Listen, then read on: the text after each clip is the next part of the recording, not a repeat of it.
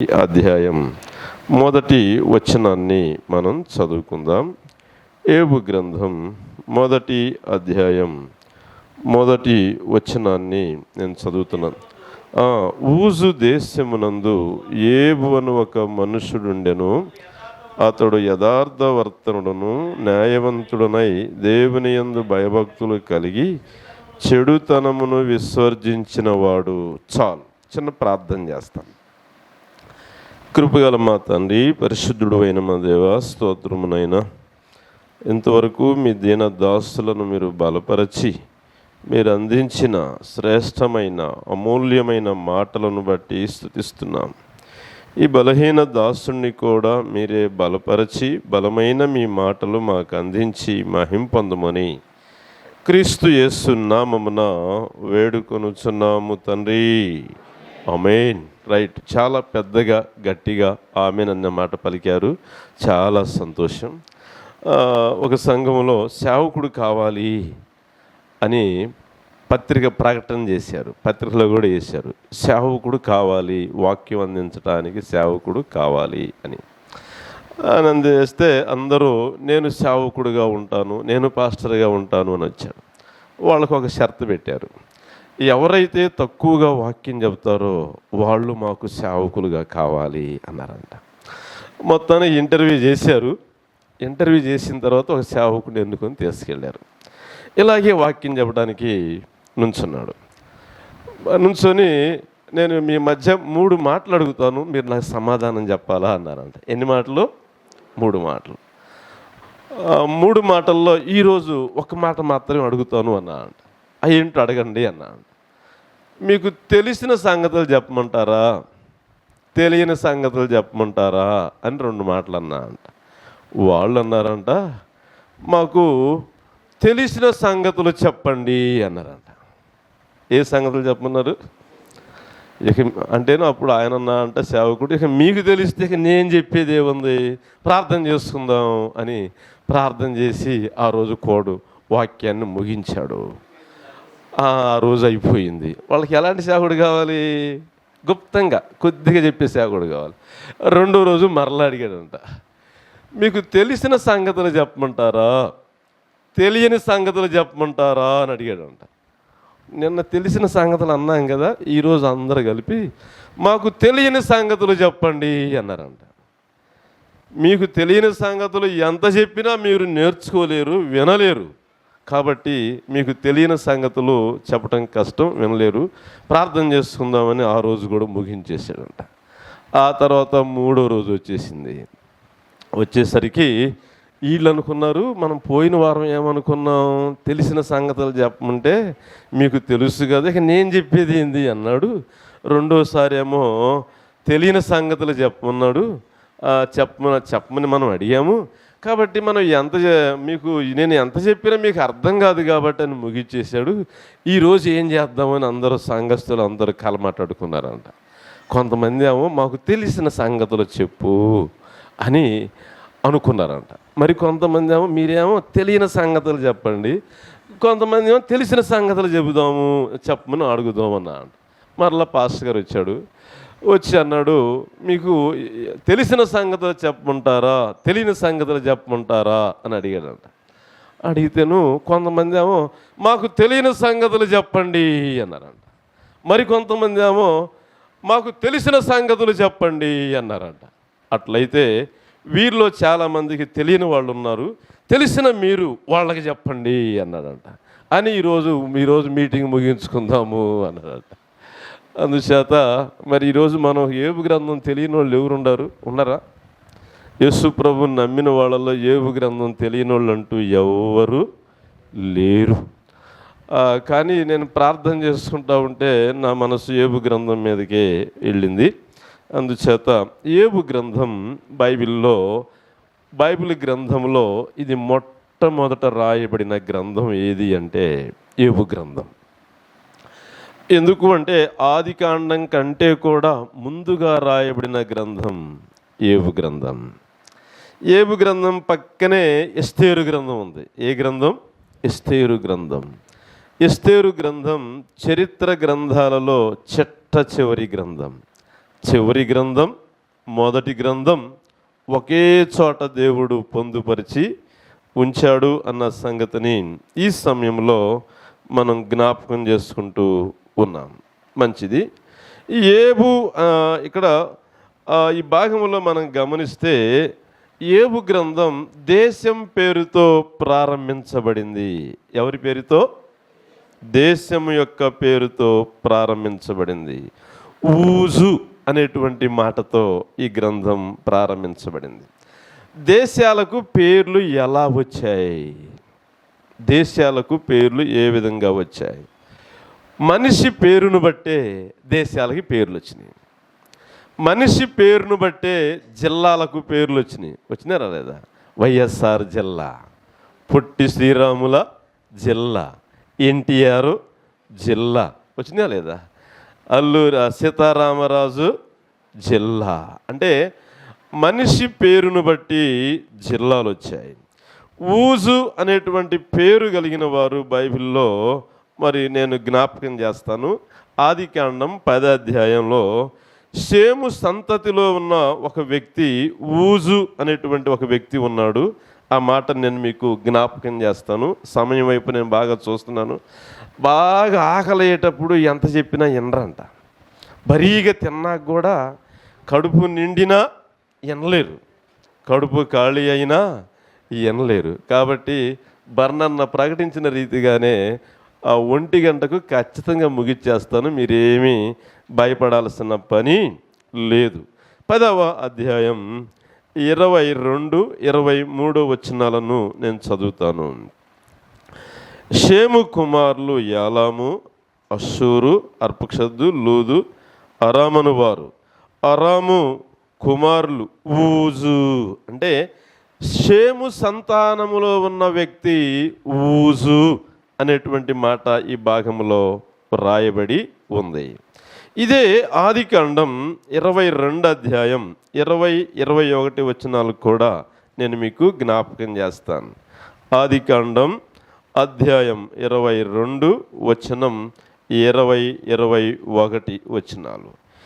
ఆ సంగతులు జరిగిన తర్వాత అబ్రహామునకు తెలపబడినది ఏమనగా, మిల్కా అను ఆమెయు నీ సహోదరుడగు నాహూర్నకు పిల్లలను కనెను. వారెవరనగా అతని జ్యేష్ఠ కుమారుడైన ఊజు అని రాయబడ్డాడు. అంటే షేము సంతానములో ఒక వ్యక్తి ఊజు అనేటువంటి వ్యక్తి ఉన్నాడు. అలాగే అబ్రహాము సహోదరుడైన నాహోరు కుమారులలో జ్యేష్ఠుడైన ఊజు. అంటే ఈ మనిషి పేరును బట్టే దేశాలకు పేర్లు వచ్చాయి. ఇప్పుడు మనం రేడియోల్లో, టీవీల్లో వింటున్నాం కదా, ఏ దేశం? ఇశ్రాయేలు దేశం వింటున్నామా లేదా?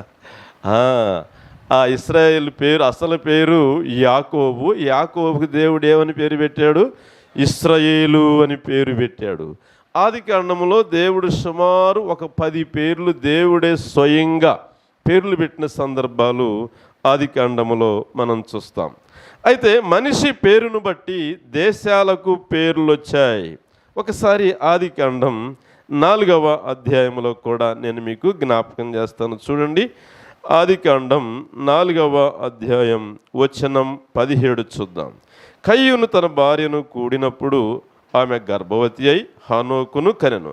అప్పుడు అతడు ఒక ఊరు కట్టించి ఆ ఊరికి తన కుమారుని పేరును బట్టి హానోకని పేరు పెట్టాను కదా. కయ్యూనున్నాడు, ఒక ఊరు కట్టించి తన కుమారుని పేరు ఏం చేశాడు? నామకరణం చేశాడు. ఏమని? ఇది హానోకు. ఆ ఊరు కట్టి హానోకు ఊరు అనేటువంటి పేరును నామకరణం చేశాడు. ఆయా స్థలాల్లో వ్యక్తుల పేర్లు కూడా మనం గమనిస్తాం. మా ప్రాంతంలో, ప్రకాశం జిల్లా ప్రాంతంలో గరటయ్య కాలనీ అంటే వాళ్ళంతా ప్రకాశం జిల్లాకి చెందినవారు. బలరాం గారి కాలనీ అంటే రాజకీయ నాయకులను బట్టి కూడా కాలనీలు కూడా ఏర్పడ్డాయి. నరసరావుపేట అంటే మనిషి పేరును బట్టి దేశాలకు కూడా ఏర్పడ్డాయి, పేర్లు ఏర్పడ్డాయి అన్న సంగతిని జ్ఞాపకం చేసుకుంటూ ఉన్నాం. కనుక ఊజు అనేటువంటిది ఒక మనిషి పేరును బట్టి ఊజు దేశం అనేటువంటి పేరు ఎలబడినట్టుగా దేవుని వాక్యంలో మనం గమనిస్తాం. అంత మాత్రమే కాదు, ఏబు గ్రంథం 1వ అధ్యాయం 1వ వచనంలో ఊజు దేశమునందు ఏబు అను ఒక మనుషుడుండెను. ఎవరంట? ఊజు దేశం ఎవరు? ఏబు అనే ఒక మనుషుడుండెను అనేటువంటి మాట మనం చూస్తాం. ఏబు అని పేరు కలిగిన వారు మరొకరు ఉన్నారు. ఇశ్శాఖార 3వ కుమారుడైన ఏబు. ఆదికాండం 46:13. రెఫరెన్స్ చదివితే ఎక్కువ టైం అయ్యింది, అందుకని రాసుకోవలసిన వాళ్ళు రాసుకోండి. ఈ రెఫరెన్స్ నేను చదవను. ఆదికాండం 46 అధ్యాయం 13వ వచనాన్ని చదివితే ఇశ్శాఖార 3వ కుమారుడైన ఏబు అనేటువంటి పేరు ఇక్కడ రాయబడిన విధానాన్ని మనం చూస్తాం. అందుచేత ఏబు అనగా అర్థం ఏమిటి అంటే, ఏబు అనేటువంటి పేరు కలిగిన వారు ఇద్దరే ఉన్నారు. ఆ ఇద్దరిలో ఈ వ్యక్తి ఎవరు అంటే ఊజు దేశములో ఉన్న ఏబు. అంటే 12 గోత్రాలలో ఒక గోత్రీకుడైన ఇశ్శాఖార గోత్రానికి చెందిన ఏబు. ఏబు అనేటువంటి పేరు కలిగిన వారు బైబిల్లో ఇద్దరు ఉన్నారు అన్న సంగతిని నేను జ్ఞాపకం చేస్తూ ఉన్నాను. కనుక ఈ ఏబు అనేటువంటి పేరు కనుక మనం గమనిస్తే ఈ గ్రంథంలో 65 సార్లు ఏబు ఏబు ఏబు అనే పేరు 65 సార్లు అతని పేరు, ఏబు అనే భక్తుడి పేరు ఈ గ్రంథంలో ప్రస్తావించబడింది. ఎస్కేల్ గ్రంథంలో 2 పర్యాయాలు ఏబు అనేటువంటి పేరు రాయబడ్డది. ఏబుగా అంటే ఎస్కేల్ గ్రంథం 14వ అధ్యాయం 14వ వచనంలో ఏబు పేరు ప్రస్తావించబడింది. 20వ వచనంలో ఏబు పేరు ప్రస్తావించబడింది. 3 పేరుల్లో ఏబు ఒకడు. నోవాహు ఉన్నాడు, దానియేలు ఉన్నాడు, ఆ తర్వాత ఏబు కూడా ఆ గ్రంథంలో ఎస్కేల్ గ్రంథంలో ఏబు అనేటువంటి ఈ ఏబును గురించే 2 సార్లు రాయబడ్డది. అయితే క్రొత్త నిబంధనలో ఏబు యొక్క పేరు ఒకే ఒక్కసారి రాయబడ్డది. యాకోబు పత్రిక 5వ అధ్యాయం 11వ వచనంలో యాకోబు సాక్ష్యమిస్తూ ఏబు యొక్క సహనాన్ని గురించి మీరు వింటిరి కదా అనేటువంటి మాట అక్కడ రాయబడి ఉంది అన్న సంగతిని నేను మీకు జ్ఞాపకం చేస్తూ ఉన్నాను. ఈ గ్రంథములో ఉన్నటువంటి గొప్ప సంగతులను, కొన్ని మాటలు, గ్రంథము యొక్క ప్రారంభాన్ని, గ్రంథము యొక్క ముగింపును నేను జ్ఞాపకం చేసి నా సందేశాన్ని ముగించాలి అని ఇష్టపడుతూ ఉన్నాను. ఇక గ్రంథం ఎప్పుడు రాశారు, ఎవరు రాశారు, ఎక్కడి నుండి రాశారు, ఎందుకు రాశారు, ఎన్ని అధ్యాయాలు, వచనాలు, చాలా వివరాలు ఉన్నాయి. కానీ సమయ స్ఫూర్తిని బట్టి ఈ ఏబు గ్రంథం దేశంతో ప్రారంభించబడి దేశంతో ముగించబడ్డది. 1వ అధ్యాయం 1వ వచనంలో మనం గమనిస్తే ఊజు దేశం అని రాయబడ్డది. అలాగే 42వ అధ్యాయం 1వ అధ్యాయాన్ని, ఈ 2 అధ్యాయాలు ప్రారంభం ముగింపు, ప్రారంభం ముగింపు. కనుక దేశంతో ప్రారంభించబడింది ఏబు గ్రంథం. 42వ అధ్యాయం 15వ వచనంలో దేశంతో ముగించబడింది ఏబు గ్రంథం.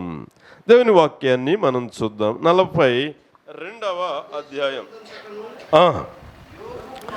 ఆ దేశమందంతటను, ఏ దేశం? ఆ దేశం అంటే ఊజు దేశమే. అంటే ఆ దేశమందంతటను అంటే ఆ ఊజు అనేటువంటి దేశంతో ప్రారంభించబడి ఆ దేశంతోనే ఈ గ్రంథం ముగించబడింది అన్న సంగతిని నేను మీకు జ్ఞాపకం చేస్తూ ఉన్నాను.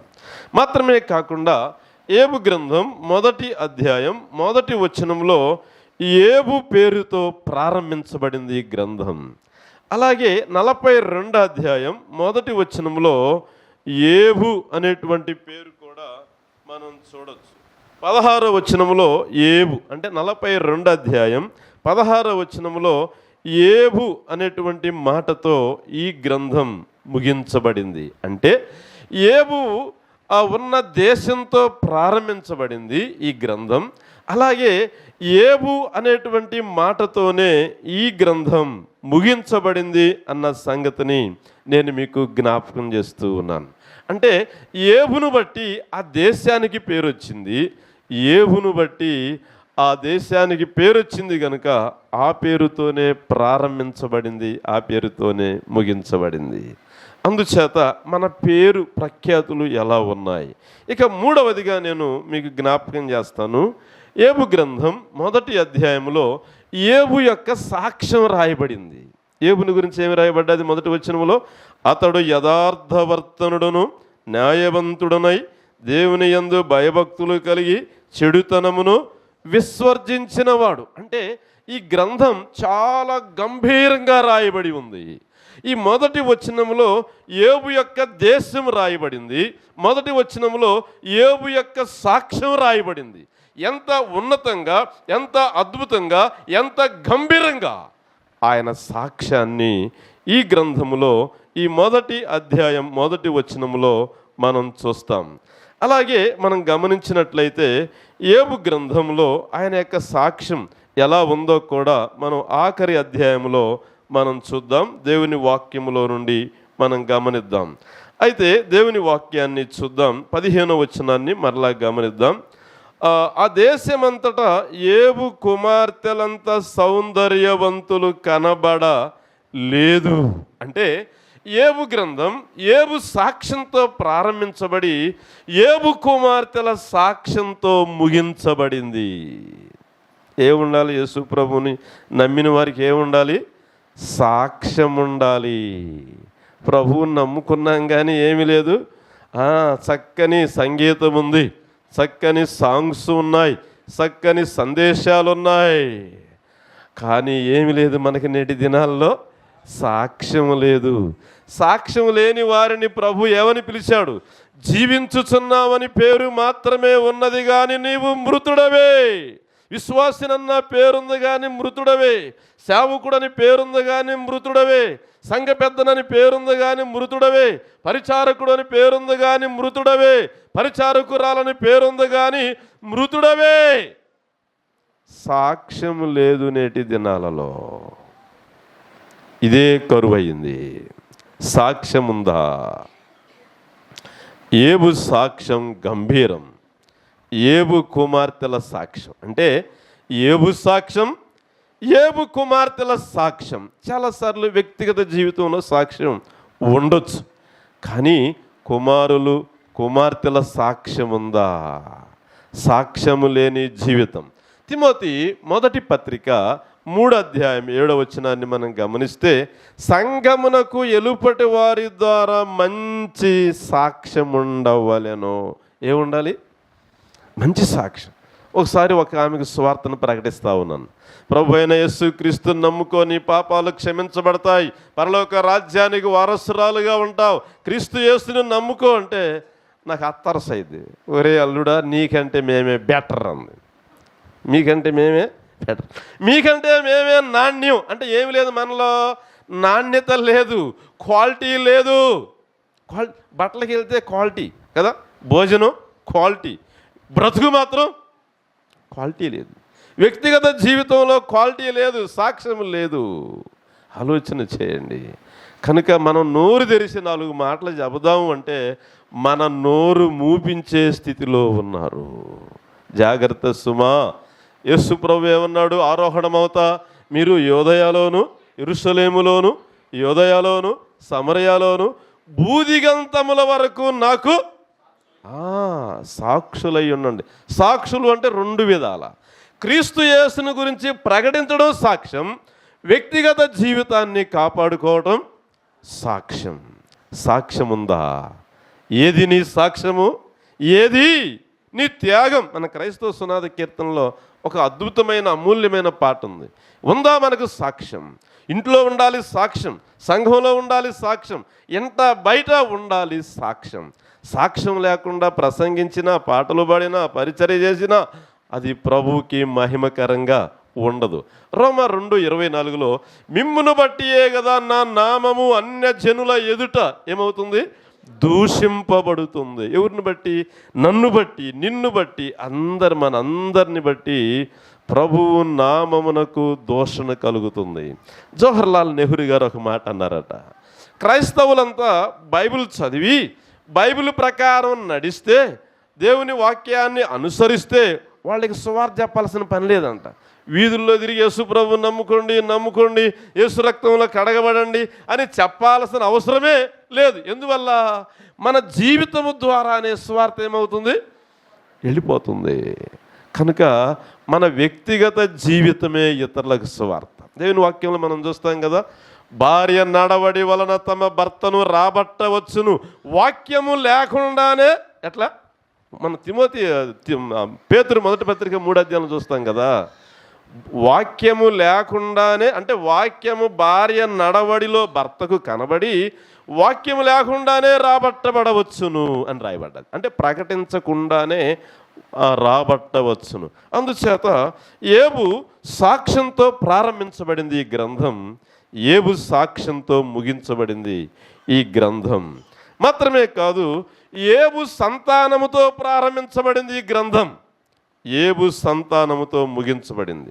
చూడండి 2వ వచనం. ఏబు గ్రంథం 1వ అధ్యాయం. కొంచెం స్పీడ్ పెంచుదాం, ఎందుకంటే సమయం సంకుచితమైంది కాబట్టి. అతనికి 7 కుమారులను 3 కుమార్తెలు. ఎంతమంది? 7 కుమారులు 3 కుమార్తెలు అనేటువంటి మాట రాయబడి ఉంది.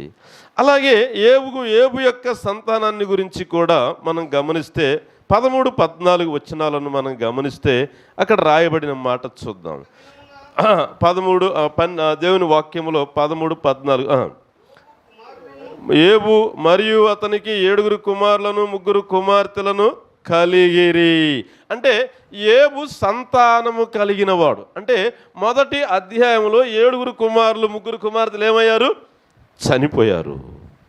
ఆఖరి అధ్యాయంలో మరలా 7 కుమారులు 3 కుమార్తెలు ఉన్నారు. ఇది మనకి పాఠం. సంతానముందా? మనకి సంతానం ఉందా? ఉన్నారు.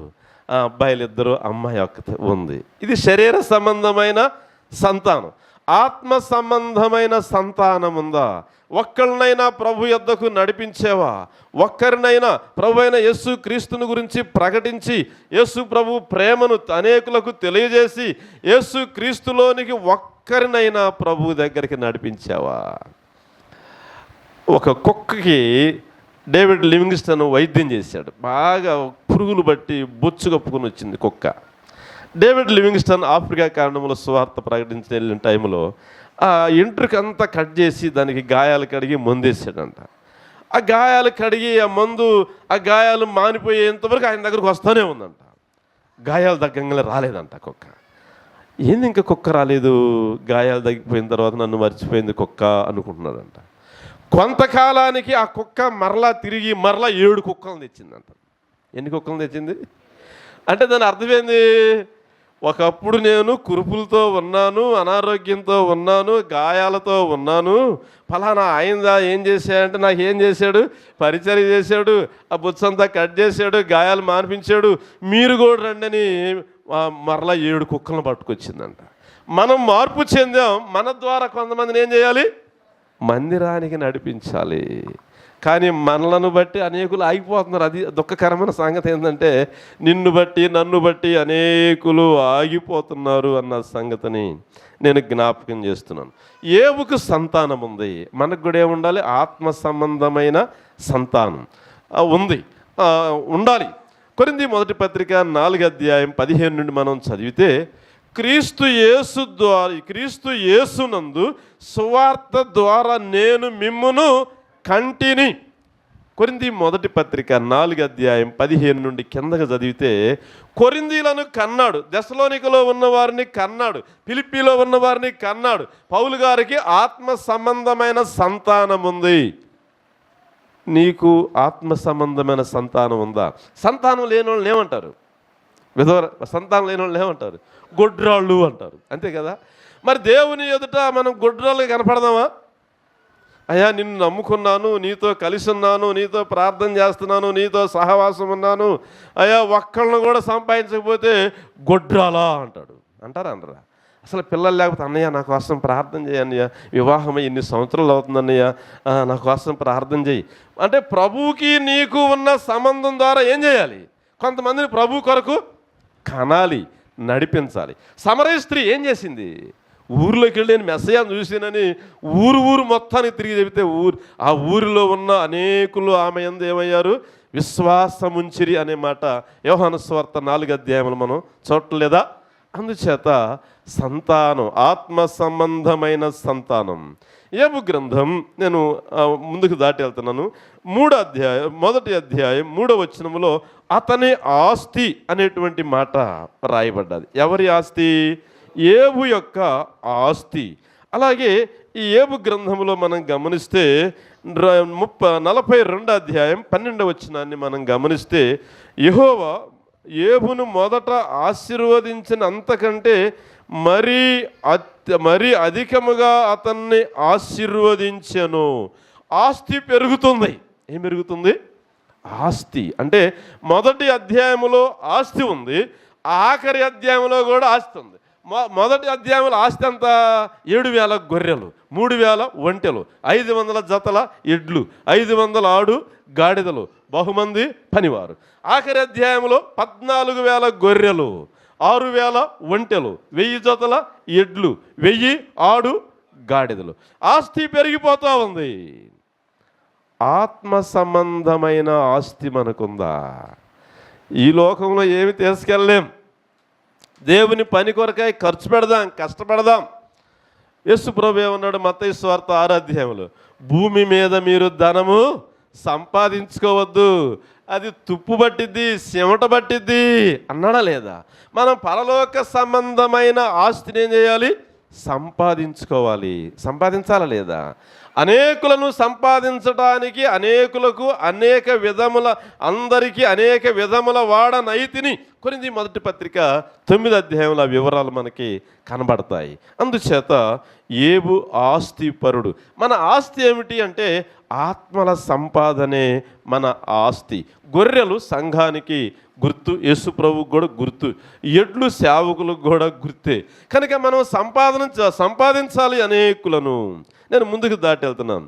యోబు గ్రంథం 1వ అధ్యాయం 10వ వచనాన్ని మనం గమనిస్తే, దీవించుట అంటే అపవాదే ఏమంటున్నాడు అంటే నీవు యోబును దీవించావు కదా అంటున్నాడు. 10వ వచనం గమనించండి ఒకసారి. అప్పుడు ఆ అపవాది యోబు ఓరికయే దేవుని యందు భయభక్తులు గలవాడాయనా. వచనం 12వ వచనం, ఇదిగో యెహోవా ఇదిగో అతనికి కలిగిన సమస్తమును నీ వశము ఉన్నది, అతనికి ఏమాత్రం హాని చేయవద్దని ఆ అపవాదికి సెలవిచ్చాడు అనేటువంటి మాట రాయబడ్డది. అంటే 1వ అధ్యాయంలో మనం గమనిస్తే యోబు ఎలాంటి వాడు అంటే దీవించబడినవాడు. 10వ వచనంలో ఆ మాట ఉంది. అతను చుట్టూ కంచె వేసిదివి కదా, నీవు అతని చేతి పనిని దీవించుట చేత. అంటే 1వ అధ్యాయంలో యోబు దీవించబడినవాడు. ఆఖరి అధ్యాయంలో యోబు ఆశీర్వదింపబడినవాడు. అంటే దీవించుట అనేది భూ సంబంధమైన పదం, ఆశీర్వాదం అనేది పరలోక సంబంధమైన పదం. ద్వితీయోపదేశకాండంలో 28వ అధ్యాయం చదివితే నీ తొట్టి, నువ్వు లోపలికి వెళ్ళినప్పుడు, బయటకు వచ్చినప్పుడు నీ పశువులు, నీ దిక్కుడదులు దీవించబడును. దీవెన అనేది భూ సంబంధమైన పదం. ఆశీర్వాదం అనేది క్రొత్త నిబంధన వెలుగులో అది పర సంబంధమైన పదం. అంటే యోబు గ్రంథం అంటే దేవుని దీవెనతో ప్రారంభించబడి ఆశీర్వాదముతో ఈ గ్రంథం ముగించబడింది. 42వ అధ్యాయం మనం గమనించినట్లయితే 42:12 మనం చూస్తే, మొదట ఆశీర్వదించిన దానికంటే అధికంగా ఆశీర్వాదం అంటే దీవెనతో ప్రారంభించబడి ఆశీర్వాదంతో ముగించబడింది. ఇది కూడా మనకి పాఠం. ప్రభువైన యేసుక్రీస్తును నమ్ముకొనుట ద్వారా భూ సంబంధమైన వాటిని దేవుడు మనకేమి తక్కువ చేయడు. కానీ భూ సంబంధమైనవి అంత ముఖ్యమైనవి కాదు, కానీ పర సంబంధమైనవి మనకి చాలా ముఖ్యమైనవి. ఆశీర్వాదం అంటే ప్రభువైన యేసుక్రీస్తును నమ్ముకోవడమే ఆశీర్వాదం. అపోస్తుల కార్యాల గ్రంథం. అసలు మనం చాలాసార్లు ఏమనుకుంటామంటే దేవుడు మంచి గృహాన్ని ఆశీర్వదించాడు, గృహాన్ని ఇచ్చాడు, ఆశీర్వదించాడు, పిల్లలు బాగా చదువుకున్నారు, ఉద్యోగం వచ్చింది, తర్వాత అన్నీ సౌఖ్యంగా ఉన్నాయి, దేవుడు ఆశీర్వదించాడు అని నేటి దినాల్లో క్రొత్త నిబంధన